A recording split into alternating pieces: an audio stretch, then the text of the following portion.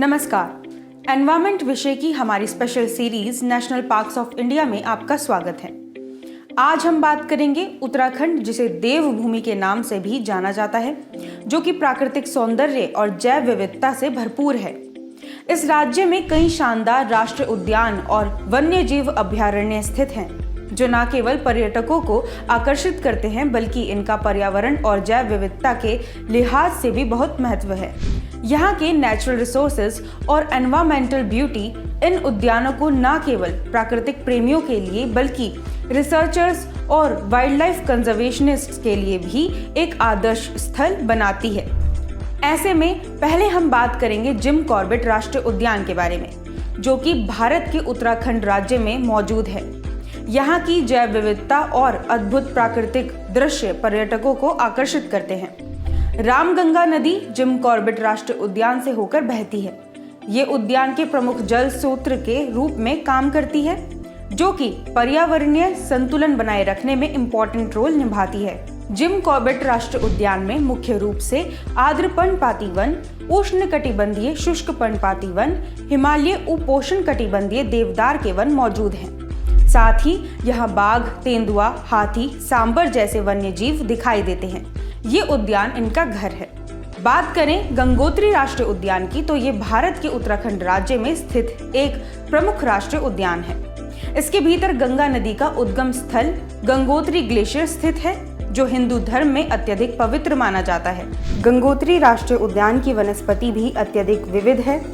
इस क्षेत्र में मुख्य रूप से पश्चिमी हिमालयन शकुनधारी वन, पश्चिमी हिमालय अल्पाइन झाड़ी और घास के मैदान मिलते हैं। साथ ही हिम तेंदुआ, आइबेक्स, ताहर, हिमालयन बार्बेट जैसे जीव भी यहाँ पर मौजूद हैं। अगला है गोविंद राष्ट्रीय उद्यान। ये भारत के उत्तराखंड राज्य के उत्तरकाशी जिले में स्थित एक महत्वपूर्ण राष्ट्रीय उद्यान है। यह उद्यान मुख्य रूप से प्रकृति प्रेमियों और शोधकर्ताओं के लिए आकर्षण का केंद्र है। गोविंद राष्ट्रीय उद्यान में कई जल स्रोत और नदियां बहती हैं। यहाँ की प्रमुख नदी टोंस है, जो कि उद्यान के विभिन्न हिस्सों से होकर बहती है।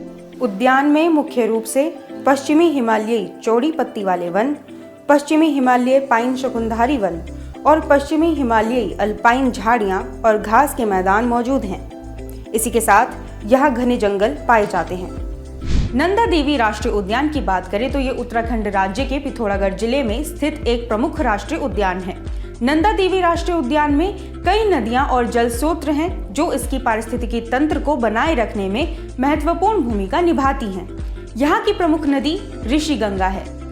नंदा देवी राष्ट्रीय उद्यान की वनस्पति बेहद विविध और समृद्ध है, जिसकी वजह से यहाँ मिश्रित समशीतोष्ण और उप अल्पाइन वन काफी ज्यादा मात्रा में पाए जाते हैं।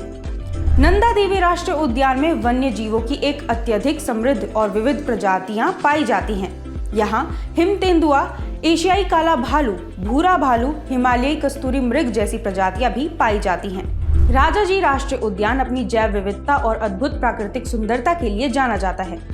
यह सबसे सुंदर उद्यानों में से एक है। राजाजी राष्ट्रीय उद्यान की वनस्पति बहुत विविध है। यहाँ चौड़ी पत्ती वाले पर्णपाती वन, नदी के किनारे की वनस्पति, झाड़ियां, घास के मैदान और देवदार के जंगल पाए जाते हैं।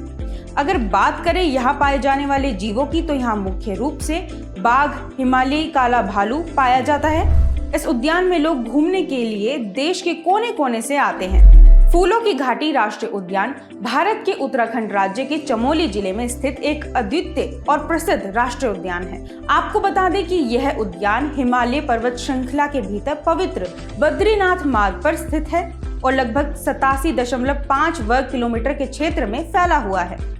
इस उद्यान में वैसे तो कई तरह के पेड़ और पौधे पाए जाते हैं, लेकिन यहाँ मुख्य रूप से मिश्रित शीतोष्ण और उप अल्पाइन वन दिखाई देते हैं। यहाँ जानवरों की दुर्लभ प्रजातियां जैसे हिम तेंदुआ, कस्तूरी मृग, लाल लोमड़ी दिखाई देती है।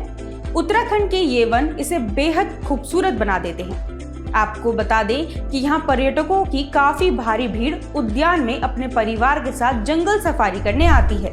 इस वीडियो में आज हमने उत्तराखंड राज्य के राष्ट्रीय उद्यान के बारे में महत्वपूर्ण जानकारियां प्राप्त की। ऐसे ही उपयोगी और परीक्षा से रिलेटेड वीडियोस हम आपके लिए निरंतर लाते रहेंगे और अधिक वीडियोस के लिए देखते रहिए विजन IAS।